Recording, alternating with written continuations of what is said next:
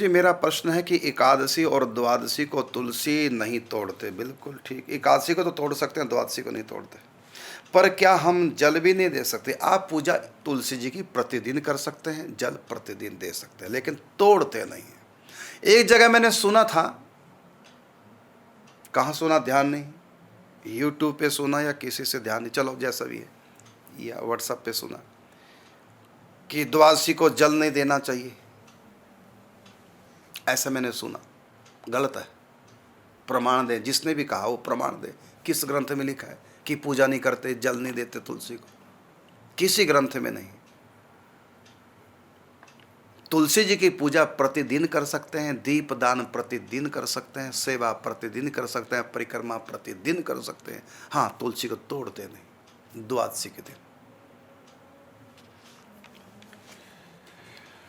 पूजा सेवा रोज करो। बल्कि एक कथा भी आती है, हाँ याद आ गई, कथा आती है। सीता माता तुलसी को जल दे रही हैं, पूजन कर रही हैं, आरती कर रही हैं द्वादशी के दिन, है ना। और उसके बाद वो परिक्रमा कर रही थी सीता जी। माता ऋषि सीता परिक्रमा करी तो परिक्रमा करते हवा का ऐसा झोंका आया तो साड़ी तुलसी में उलझ गई, और जो साड़ी को लगे सुलझाने तो तुलसी का दल टूट गया। संयोग की बात, उसी दिन देवऋषि नारद जी आए और सीता जी ने अपना अपराध बता दिया कि तुलसी को नहीं तोड़ते द्वादशी के दिन, लेकिन मुझसे गलती से तुलसी टूट गई, इसका प्रायश्चित क्या करूं? पूजा करते समय तुलसी जी की मने प्रमाण हो, ये पुरानी कथा है, प्रमाण है इससे कि सीता जी पूजा कर रही हैं और नर लीला कर रही हैं। मैंने राम सीता जी की नर लीला है, मनुष्य का आदर स्थापित कर रहे हैं। मतलब सीता जी द्वादशी को तुलसी का पूजन कर रही हैं, आरती कर रही हैं, पे परिक्रमा कर रही हैं। इसका मतलब कर सकते हैं द्वादशी के दिन भी। आगे कथा चलो बता ही देता हूँ। तो नारद जी ने कहा कि इसका कोई प्रायश्चित नहीं, इसका तो दंड का विधान है। तुलसी को तोड़ना द्वादशी के दिन भगवान के मस्तिष्क में छेद करने के समान है, मस्तिष्क का छेदन करने के समान है। इतना बड़ा अपराध है।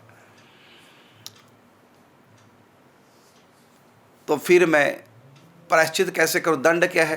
तो नारद जी कहते हैं कि आप तो स्वयं शक्ति हैं, उत्तम पतिव्रता नारी है। नर लीला के हिसाब से कहें तो पतिव्रता क्या नहीं कर सकती? आप इस पत्ते को दोबारा जोड़ दीजिए,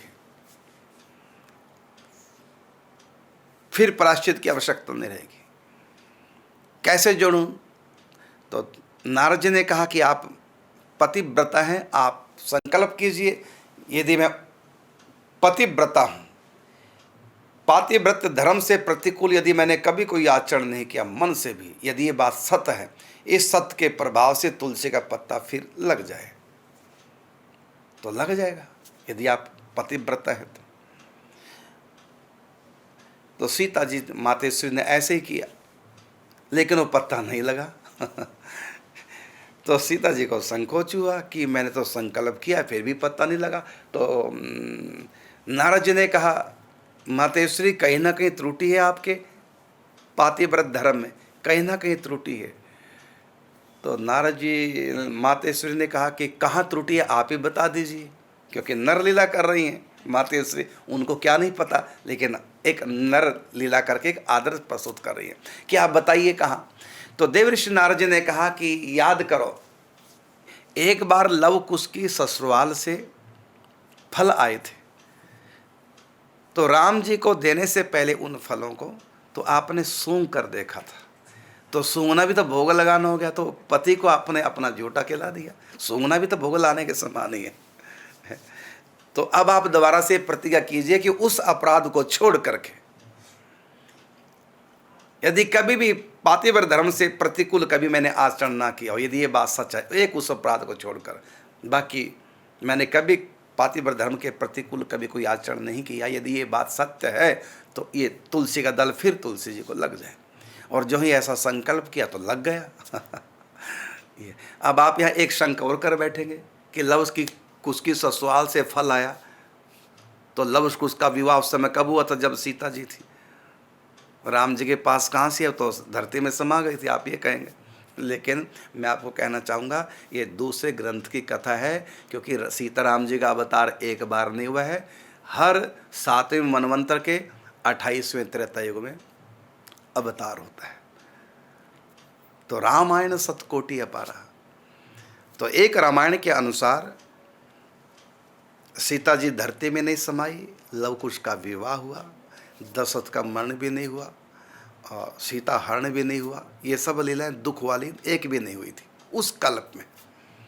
तो उस कल्प की एक कथा है और ये तमिल भाषा में ये रामायण है।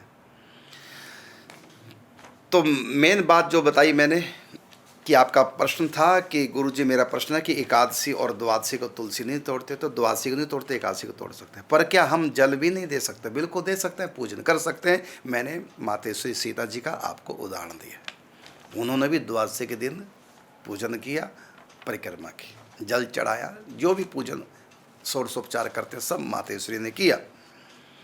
और फिर परिक्रमा करते हुए साड़ी उलझने से दल टूटा, तो द्वादशी का दिन था, दोष लग गया। तो द्वादशी के दिन मतलब पूजा तुलसी की जल आदि षोडशोपचार पूजन कर सकते हैं।